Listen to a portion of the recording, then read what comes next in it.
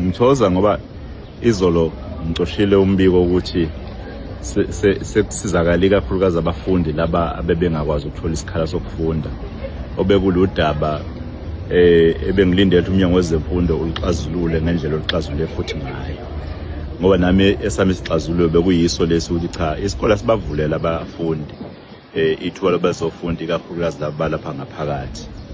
Okunye engikuthokozelayo ukuthi abantu bakithi bakwazi ukumela bamele iqiniso, bemela abantu balapha esifundazweni ukuthi abakwazi ukuthi kuthiwa kukhona oyedwa nje ongakwazi ukuthola isikhala sokufunda endaweni la kukhona abantu ongasibona abalapha KwaZulu-Natal. Kodwa iqiniso elokuthi nathi sinezingane ezifundayo emazweni ahlukene.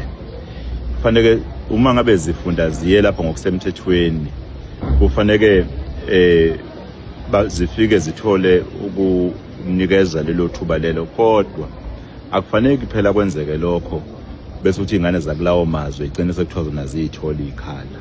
Yilokho engibona ukuthi bekuyinkinga nje engithoza kakhulu mangibona ukuthi kube khona ukuvumelana, bese ngisithathile vele isinqumo engisazoqhubeka naso sokuthi kube ne round table, ngoba ngiyafuna ke kuboniswane kahle ngalenkinga enkulu esibhekene nayo abantu bokufika abalapha khona abalapha ngokusemthethweni, khona abalapha ngokungekho emthethweni, ukuthi siphuma kanjani njengesifundazwe, ngoba izinga lenkinga liphezulu kakhulu.